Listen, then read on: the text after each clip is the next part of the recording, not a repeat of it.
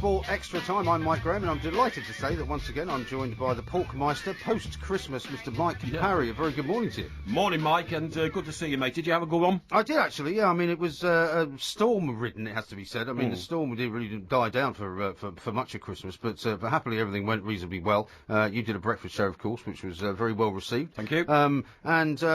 Christmas is now over, officially, so what I'd like to now do is just draw a veil over Christmas and say it's time to look forward to the new year, because that's what we're really talking about now. Yeah, I suppose we are. Yeah. Did your two boys wailing and gnashing your teeth when they found my presents weren't there under the tree? Yeah. No, actually, your name didn't come up when they were so happy with all the other presents they got. They didn't suddenly turn around to me and say, you know, that strange man that once bought us some presents for Christmas, it doesn't seem to have bought them this year, like every other year that you didn't buy them. Well, it's just time, Mike, and I think you're being a little bit unkind there, because I have been rather generous in the past, and I'll be generous in the future. It's true, but the trouble is that children have very short memories, you know, they literally don't remember many of the things. You have a very short memory. Pardon? You have a very short memory. I do have a short memory. When it comes into walking into wine bars and ordering wine, you always seem to forget that the bill needs paying at the end. No, I don't think that's a fair thing to say at all. I know you've always been very generous in many different wine bars that we've been in around the world, but I would think it would be unfair to categorise me as somebody who doesn't pay his way, because I do pay my way. No, I didn't say that. And you know, it's very unfortunate you would level such a thing at me. You seem to pay your way about 4 hours after me. Anyway, enough of that. Listen, well, that's because you're always showing off. I've told you this before. You're always showing off. You always have to be the guy with the big wad of cash up at the front, waving your money about because you're hoping in some way it might attract a woman or something. Oh, well, I'll tell you what. Next time we'll buy our own drinks when we go to a bar, okay? And we'll see shows off then. How about we just go to different bars? I could handle that. Yeah. I could certainly handle that. That might be easier. Yeah, I'll keep in touch with you by text. Listen, I want to talk to you, and I'm very serious about this. Your boys are young and impressionable age and all that.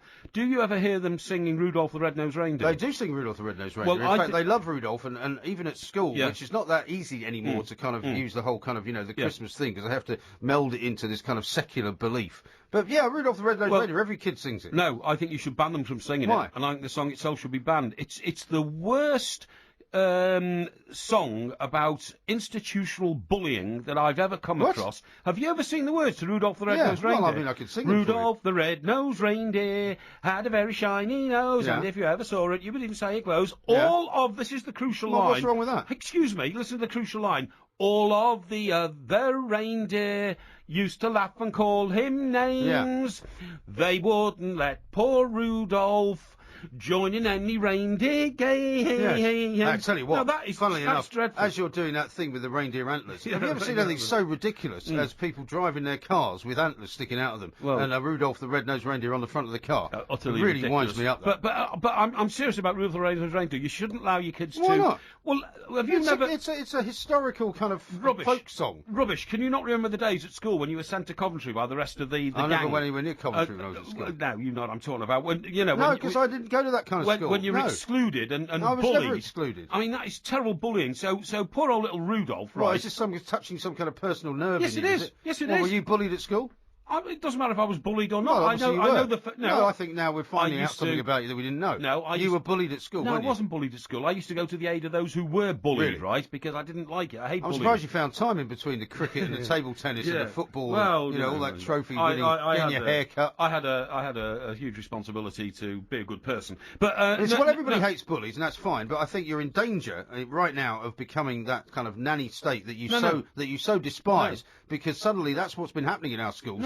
You can't sing Bar Bar Black Sheep anymore, for example. Not because it's about bullying, but because apparently it could be offensive. Now, Rudolph the Red-Nosed Reindeer is not offensive. It is. It's terribly offensive. It's about bullying and how you put people down because they're different to you. So it's discriminatory, it's bullying, it's people different to you. What about the it's about a mythical beast. There's no such thing as Rudolph the Red-Nosed Reindeer. Rudolph is one of the most loved creatures in the mythical world. Which is and then all of a sudden we find he's been terribly badly bullied, because the next lines are also important. Okay. Then one foggy Christmas Eve, Santa Claus did say, Rudolph, with your nose so bright, won't you pull my sleigh tonight? What's wrong with that? Because it goes on then to say, now all the other reindeers, you should have at least researched the words before you do this. Hang on. They said to young old Rudolph or whatever, you'll go down in history. What's wrong with that? Well, it means that they're all turncoats now. Because they saw that Santa Claus, or Father Christmas, as some people prefer to call him, had a use for him. That's right. Basically, it's all you might as well say they're all enslaved reindeer. You might as well say they're all enslaved, and they shouldn't be sung for that reason, because in some way that's not, they're animals. Yeah, so poor old Rudolph, right, who's been, sent to Coventry, he's been pushed out, the poor little reindeer's probably weeping in the corner of the playground. Lost your marbles No. This is not in any way an important thing to worry about. And then all of a sudden, the big boss comes along, favours Rudolph, and all of a sudden these ghastly turncoat reindeer mates of Rudolph suddenly want him as their mate again. It's a bit reindeer-ist, isn't it? Well, no, because he's suddenly back in favour. I'm sorry. You're not, paying a bit too much attention to a children's favourite. You might as well say the Ugly Duckling song shouldn't be sung as well. Well, I would have some sympathy with that. You spend a lot of time with the ducks, right? I do. By the way, do you know the words to that one? By the way, over Christmas, the ducks, them and water, by the way, they love it. I can't get ducks over it. Love water. Yeah. Shock. Have you got any more revelations? The sun will rise in the morning. What I mean is, over the last few days, I've been ever since we did our last show before Christmas. There's been a lot of water around. There's a lot of water around, but the ducks just happily sit there on the water and don't even worry about it. Well, that's what they do. Wouldn't you have thought by now? Scientists would have found out what it is in the feathers of a duck that keeps them dry and immune from wet, and invented something that humans can wear to protect them in the same. Duck feathers. Yeah, something like that. Well, you can make a coat out of duck feathers. No, but you never get wet. No, but you could take the actual linseed oil, or whatever it is in. Yeah, in ducks, but there are certain things that nature creates that simply cannot be recreated. Well, you say that, but that's not true. False hearts. We were talking before Christmas about my heart condition. Yeah. I read over Christmas that the world's very first completely false heart has been fitted into when you say false heart, what do you mean? Like artificial, or do you mean a cloned heart? No, artificial. A plastic heart. Oh, right. And by the way, the plastic heart, I could have made a plastic heart 50 years ago. Yeah. It's a very, very simple process. You can't make a liver. Because making it's one thing. Actually, inserting it so that it works is probably the hard bit. Isn't it? Presumably that's when you need a heart surgery. No. It's absolutely easy to take a heart out and put a new one in. Absolutely easy. Absolutely easy. So now you're telling me you think you could do that? Well, if I was a doctor and studied it, of course I could. Anybody it's not could. easy, is it? I mean, there's a reason why people are called heart specialists, because it's a very difficult thing to do. Hear me out. I can't even take the battery out of my car. Well, that doesn't surprise me. Probably if I can find it. The point is, a liver has to purify fluids in your body, doesn't it? And it has to reject poisonous fluids, and it has to digest alcohol and break down fats and amino acids and all that. Yeah. So you can't replicate that. That is such a complicated natural procedure. But all the heart does, Mike, is literally pump. It takes blood in from one artery and sends it out through another. Yeah. And wouldn't you have thought that years ago somebody could have replicated that muscle just to pump? Well, again, it's because you can't simply replicate things that you can't really explain. I mean, nature, yes, you can draw a diagram of it, you can show how it works, and you can say we could actually make one of these and make it work just the same as a real heart. Yeah. The point is you can't do that, can you? You cannot do it. They've just done it. No, but they've tried to grow organs, they've tried to grow ears on the back of mice and all that kind of thing. They do all that. And they've cloned Dolly the sheep and then suddenly started aging. I think there's a certain phrase which is used in the Daily Mail, Frankenstein medicine, and I'm not sure that they're not wrong about that, because I think there are things they should stay away from. I bet you within a few years, plastic hearts will be as common as replacement hips. I bet you they will. And I'm hoping that they'll speed it up a bit, because my old ticker, I don't think it's got long to go. Really? Because, it shouldn't... Well, we haven't got that long in the show. Do you think you're going to last to the end of the show? It shouldn't have lasted more than 3 months. I was given a 3-month deadline when I first went to Harefield. I find it very hard to believe that you've technically got this kind of acute heart problem, because you're a guy who lives a pretty fulsome life. Yeah. I mean, there's nothing you don't do. Well, I know that you exercise a lot, and I know that you're trying to keep yourself reasonably fit. That's right. But you have no real problem with eating anything. There's nothing you don't eat. There's nothing you don't drink. Oh, no. Come on. Compared to the days in New York, I hardly drink at all. Well, but you don't not drink, though. My point is if you really had a massive problem... You've got to be sociable. You've got to be sociable, yeah. Talk about eating, by the way. Hang on, let me talk about the red-nosed reindeer, because before Christmas I was in Borough Market, the very famous kind of, a very upmarket. Trendy. It's become an incredible kind of iconic food market of the world now. You can't get away from the place. People go there from Japan. It's under a railway arch near London Bridge. I know, but it's written about all over the world, right? There was a stall there selling reindeer steaks for Christmas. That's disgraceful. That is absolutely I thought about buying one. Oh, no, Matt, that's absolutely disgraceful. Why is it? Well, you've got 2 little kids, so you go home and you say, oh, look, children, I've got a real surprise for you now. Yeah, but never mind the McDonald's. Hang on. Never mind the McDonald's. Never mind the turkey sandwich. Here, look at this. This is what we're having for dinner on Boxing Day. Yeah. And what is it? A reindeer steak. Yeah. Outrageous. Well, why would you eat... Your kids would burst into tears. No, I don't think they would. Daddy, we can't eat Rudolph. I mean, they were selling... Daddy. There are many things that you could they were selling antelope, they were selling zebra, they were selling, ostrich meat, kangaroo meat. That's not a food market, that's a whack... Excuse me, I choked there. That's a wacko market. I told you I don't make it through. Exactly. Yeah. No, but I mean, in the end, if you eat meat, then why shouldn't you eat all sorts of different meat? Either you're a vegetarian or you're not. I'm sorry. Otherwise, you're a hypocrite. I'll eat beef, and I eat pork, lamb, turkey, chicken, but not. So what was the weirdo Christmas stuff. beast then? Was it turkey? Turkey, yes. Yes. It was, yeah. And sorry, today, Boxing Day, we had gammon. Oh, yes. Yeah, very nice. Very lovely. nice with indeed. the old cauliflower cheese, you know? Yeah. Absolutely lovely. Mushy peas. So you should be able to eat all that stuff if you've got a heart problem. Well, you know, you can. I mean, you just got to watch the salt content. But actually, that's strange, that. I eat at least a packet of peanuts a day, because the oils in the peanuts keep my heart going. However, you've got to watch the salt content. Yeah, you've got to watch the salt content. Mike Porky Parry and me, Mike Graham, coming up with lots more. Crazy, but that's how it goes. Millions of people living as ho-ho-hos. This is TalkSport Extra Time. I'm Mike Graham. We're talking to Mike Porky Parry. It is, of course, post-prandial Christmas. I mean, some of you might be lying around wondering what on earth to do with all those presents that you got that you didn't really want. But in the end, we want to put Christmas right. I'll tell you what, it didn't work very well, Mike, I have to say, telling you that Christmas was over. All you've done is talked about reindeers and Christmas. Well, you talk about eating reindeers. And eating, well, because, you know, eating all sorts of different things. Do your little boys listen to you on radio, by the way?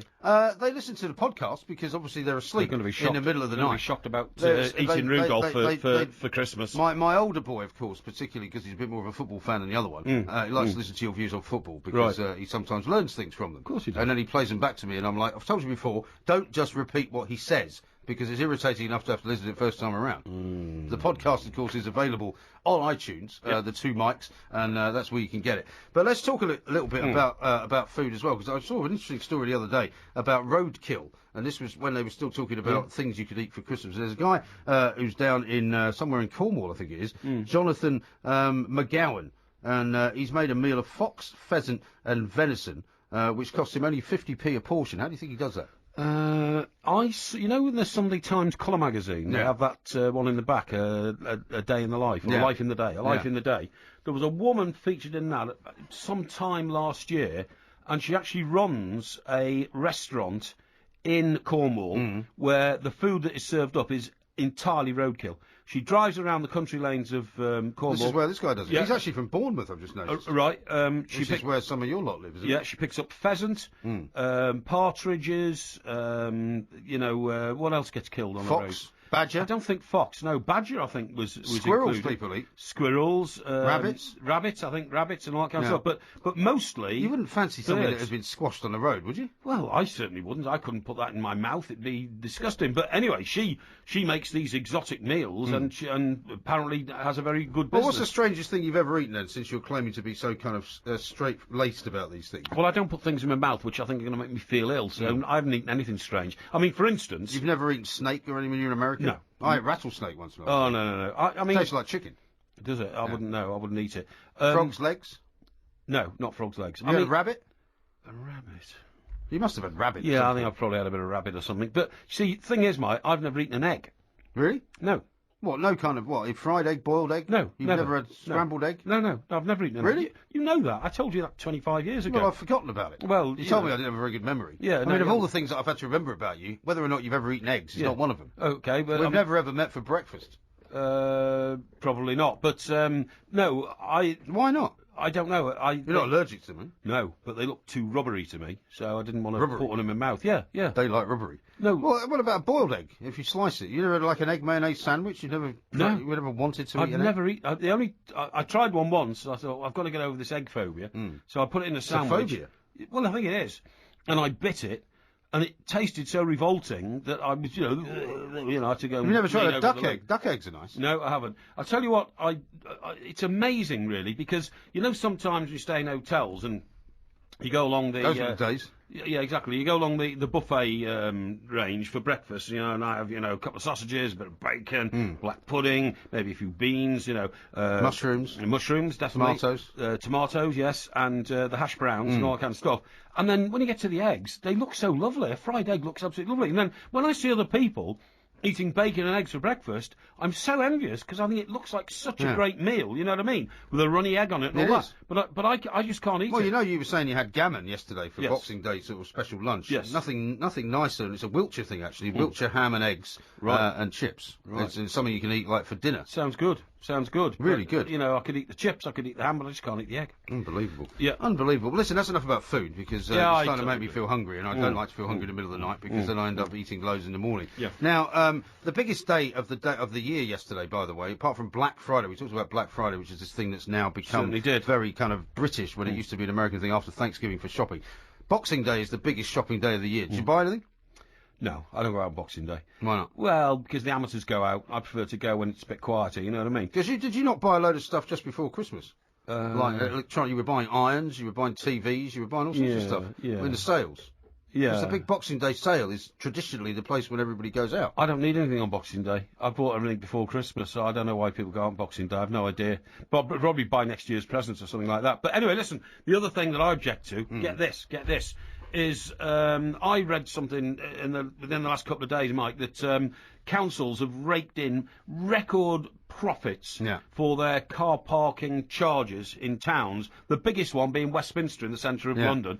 But I mean, you take my where I live in Surrey. Yeah. The council down there over the last 3 years have multiplied the cost of parking on the road in front of my tower block 5 times. So how much is what you mean if you have to pay, if you got like a machine? Where it used to be 50p, it's now £2.50, right? For what, an hour? Yeah, that'd be about an hour. Yeah. That'd be about an hour. You're absolutely right. I think you can park up to 4 hours, £10 or something like that. But it's a lot of money, isn't it? Excuse me, it's horrendous, but it's only the effect it's had. Nobody parks on the road anymore. Now they try to whip into the car parks of the blocks of flats there. Yeah. So you've got wars going on all the time. And so people are going to start putting gates up and all that, aren't they? Well, we're going to have a barrier at mine. Now, I went, I saw this bloke in a silver Mercedes parking in around the back of our block, right? And my bay's underground anyway in a locked car park, so it shouldn't really bother me. But I'm a concerned citizen. Yeah. So I left. Well, you don't want just anybody parking in the place where you're supposed to be residents only. I pay the service charges of about £3 a year for the place, you know, which keeps the gardens and the pavements clean. So I don't want him running his Merco. So anyway, I left him a very polite note, right, saying, please do not park here as it's private property. If I see your car again, I'll remove the wheels. That's not what you call a polite note. Well, no, it is. I mean, I wasn't threatening. Did you stick it on the outside of his windscreen? I put it underneath his windscreen wiper. Right. So that when he got in the car, it'd be facing him and he'd see it, And remove the wheels? Yeah, well, yeah. Well, you wouldn't know how to do that, surely. Well, no, of course I wouldn't, but I wanted him to know. Is that not illegal to, threaten somebody like that? I mean, we've already had this problem with the parking. You tore up my parking ticket. Oh, I've still got problems with that, by the way. Yeah. Because I haven't been able to pay it yet. And it's now gone beyond the £35, 2-week discount. And it's now £70. You just explain what happened. I did explain what happened. But, did you? Yeah, and then now they don't know what to do. Because they said, well, can you explain the circumstances? I said, well, I did this radio show with this guy, and he tore it up on the air. Yeah. And I think they think I'm some kind of maniac. Well, yeah, but if you can prove it was me, I'll write you a letter saying I accidentally destroyed it. Right. Okay. Well, as long as they haven't listened to the podcast, because in the podcast they can clearly hear you saying, "Don't worry about it. I'm just going to rip it up now." I thought it was a copy. Did you? I thought you get 2 copies. Yeah, right. No, you're going to get 1 copy. Okay. Well, and they can't find a number now to charge me how much money they want to charge me. What bugs me is that while I'm putting up these parking charges all over the place, nobody's parking in the bays now because it's too expensive. All trying to park in my car park, right? And they'll. Have they got residential permits there as well? Because that's another racket. You know, in Edinburgh, they started putting in all these residential permits, making people buy them. And what they didn't tell everyone was £1,000 a year. Not only is it £1,000 a year, but it doesn't guarantee you space. Oh, I see. They didn't actually do enough spaces for the residential parking permits that they sold. Yeah. So you'd buy one, first come, and then first you'd served. think you could get a space, and you couldn't get a space. Couldn't get space. It's an absolute disgrace. Shocking. But the other thing is, you won't believe this, Mike. How about this? I always read the car reviews in papers, Ken Gibson, the Sun, and all that kind of stuff. I can't remember who it was, but I read a review of a car sometime over Christmas in which it said that this car had particular selling point was reinforced suspension. Right. Because so many cars in this country now get damaged by potholes. They do. So we're getting charged massive amounts of money by local authorities for the right of parking in front of our own house, but they won't fill in the potholes in the roads, which are wrecking our cars. No, 'cause they can't afford to fill in the potholes in the road. I mean, they collect 40 billion plus a year in road tax from us, plus all the money they get from the tax on the petrol. It's an but they don't disgrace. spend any of it on the roads. It's an absolute disgrace. I mean, But don't worry. The one place where they're going to be putting lots and lots of nice new tarmac is, guess where? On the roads that they're going to use for the Tour de France, which is running through Britain come next year. All the bits where the cyclists are going to go, they're going to completely re-tarmac those. That's pretty good for me, that, because down in Stockbroker Belt, Surrey, they've got what's called the zigzag around Box Hill. Yeah, that's right. It's on that'll be perfect. Yeah, well, that's good. I'll have to move over there. But, I was in a cab the other day, and this guy, it was a mini cab, so it wasn't a black cab, and this guy was telling me, he said, my car is in such a bad way, he said, I've taken it in 3 times this year to fix the alignment of the wheels. Right. And he said, have a look at this. And as we were coming up to traffic lights, he just took his hand off the steering wheel, and the car just veered to the left. Right. Because the car is literally knackered. This guy's some sort of a joker. No, he's one of my minicab drivers that brings me in at night. Yeah. It's a local South London minicab firm, very reputable and all that. But his wheels are absolutely shot, and they draw the car to the left. He has to drive the car literally like he's on a sailboat, sailing into the wind. Yeah. Turn the wheel right to go straight. Very dodgy business, that. It's not a dodgy business. I wouldn't get in one of them cabs again, mate. That's the kind of dangerous situation we're dealing with. It just, I mean, my journey in to see you comes through, Stockbroker Belt territory, then into Greater London. And by the time you get to Greater London, I mean, you've got to be so vigilant. And the other thing is... Yeah, what about the humps? Well, the humps are dreadful, because you know why? The white sort of arrow markers indicating a hump, they've all worn away, so you don't even know the humps are there now. Right. So they're smashing your car up like that as well. But I'm telling you, there's going to be a very, very serious accident one of these days, because when you're coming up to a bit of road and you know that there's a pothole and it's never been the natural instinct to protect your car from getting damaged is to swerve around it. So if you swerve to the left, you're in danger of mounting the pavement, right? You swerve to the right, you are literally in danger in that split second that you do it of hitting a car coming the other way. It's going to cause terrible trouble. They have also, and I would sue. There have already been terrible accidents where there's been a case where a couple of cyclists have been killed because they veered around a pothole. Because obviously, if you're on a bicycle and you go into one of these potholes, it completely mangles the wheel. Of course it does. Shocking. I've seen cyclists actually hit a pothole and then leave the bike. See what I mean? I mean, straight over the handlebars, like taking off like an astronaut without a rocket. You know what I mean? It's very dangerous. Unbelievable. Very, very really dangerous. But listen, at least we've dealt with Christmas. We're going to talk about New Year. You're going to be back on Monday, so that we can figure out what we're going to do for New Year's resolutions, because I want to get a couple of those off you. And we'll be talking about the big weekend of sport coming up as well. We're looking back on it all on Monday with the 2 mics, and the podcast available, of course, on iTunes. Mike Porky Parry, thank you very much indeed. Pleasure.